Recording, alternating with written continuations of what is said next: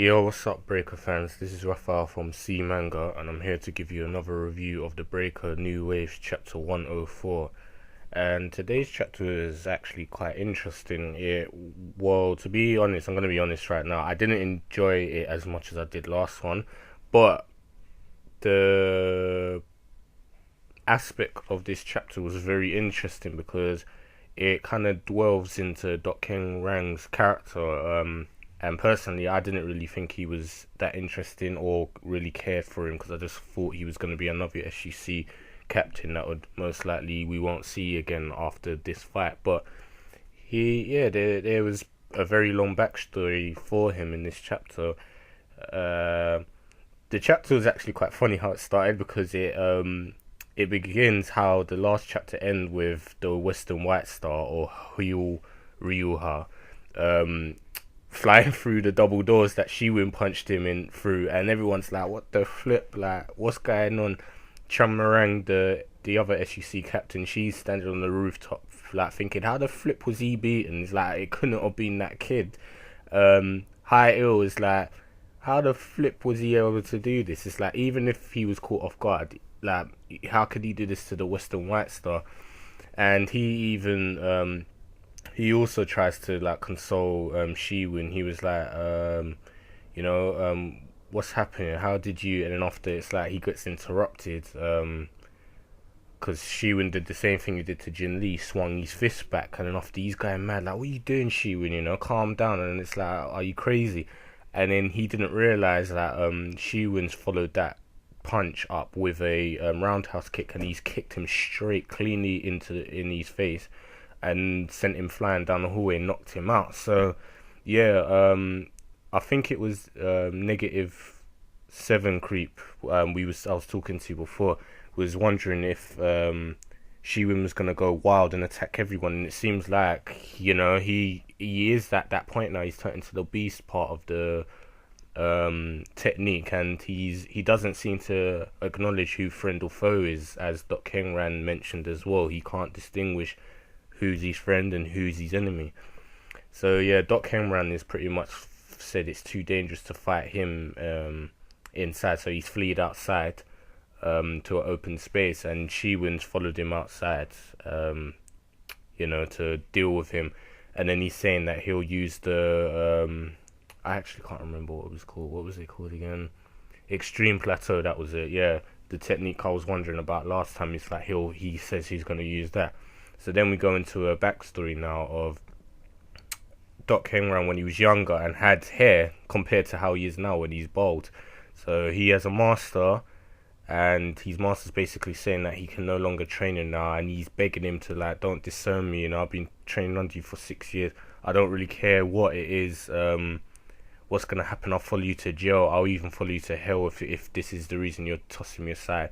And his master's like, "No, you need to find another school." He's like, "You can't train under me anymore." And then after he was like, he gets close to him and he says, "Yo, you're a good disciple," and like you think that he's gonna accept him, but he just basically hits him. And I think he does the same thing that Gom-ryung did to Shi-Woon, and he basically, I think he's punctured his key center because Dokhengrang was like, "Oh, my key energy is gone," or it was like he couldn't feel it. So later on we see that Dokhengrang is speaking to a master, and he's telling him that if he wants to see his master again, he needs to bring the secret techniques of the related to the Extreme Plateau. And he's disagreeing, saying that those are the secret techniques of the Hyun-Won school. It's like, if I brought you those secrets, I can't do it. And then after he's saying, "You know what, these plans you're giving us are useless," then he throws the plans down that Dokhengrang had given them. He's saying that if you ever want to see your master again, you better bring the secrets to the Extreme Plateau. And after he kind of gets angry, saying, "You better apologize." He's like, "I don't care what you're looking for. What you just threw on the floor is precious treasure of our school." He gets kicked back. The guy's like, "Don't be disrespectful," and he's like, "You're loyal to your school, but your school's finished now, so you better find another school to train after." He's like, "Your master will never see the light of day ever again." And he's like, or he's like, oh, do you want to be a Dokhengrang? So it's like saying a wandering dog.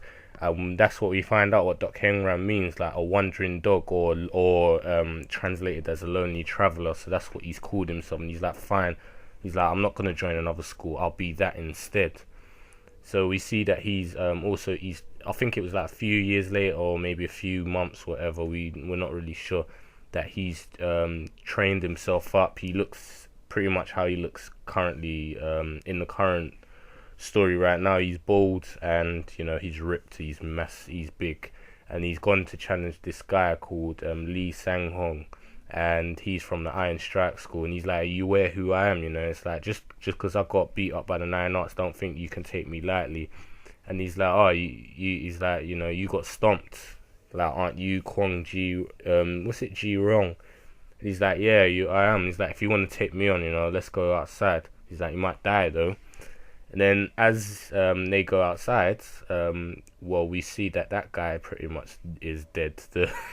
He got his ass handed to by Dokhengrang. He was just he's lying on the floor. His teeth are mostly gone, and he's completely bloodied up. And Dokhengrang has like a little monologue saying, like, it's like, after I finished my training in solitude, I started a relentless fight against the Murim, starting with him, who he just beat up. And he's like, he's trying his hardest to make himself known so that he can meet his master again. So yeah, it's quite an interesting but sad story, a backstory for Dokhengrang. So I was actually very interested to hear what this guy's about. And I didn't have much interest in him before, as I said, but this story was interesting for, it brings more depth to his character. But not only that, his story is actually very similar to Chun-Woo, Gomryong, or Nine Arts Dragon, if you guys remember, because he had a master as well that he trained under, and his master killed himself because he didn't want to reveal the Black Heaven and Earth technique to the Murim. And obviously, same thing, he trained himself up to become the Nine Arts Dragon, and he had a hatred towards the Murim world. So, and right now, that's what he's carrying out. He's currently destroying the Murim world, but as we speak. So yeah, they're very similar characters, and who have very similar pasts. So I'm wondering what's gonna happen now, because seeing as he's similar to the Nine Arts, is Shi-Woon gonna? I don't think he'll back down, but I just think there's gonna be some sort of link towards it, seeing as they have very similar backstories. But yeah, it was very interesting. Not as action packed and live as the last one, but it was still good. I just didn't enjoy how it ended. I think that's what I was annoyed with the chapter. It kind of just ended abruptly, rather than having one extra page to round it off a bit more. So. But other than that, it was a really good chapter. I can't take that away from it. But I'm just wondering, how is Shi-Woon gonna who's gonna stop him now? I mean, maybe this extreme plateau is a similar technique to the Black Heaven and Earth technique, and he'll be able to either stop it or be on par with it, or someone else is gonna have to come along. Maybe someone from the Sun-Woo clan, or maybe the Nine Arts himself, because Shi-Woon's unstoppable at this point, and he even knocked out Jae-Il, and that was a bit upsetting to see. So yeah, that's enough for me today. If you guys enjoyed the chapter, leave us a comment to voice your opinions. What do you think will happen next? Also, leave us a like if you enjoyed the chapter and the video. As usual, it helps the series and us out here. And subscribe for more content in the channel, and I'll speak to you guys next time.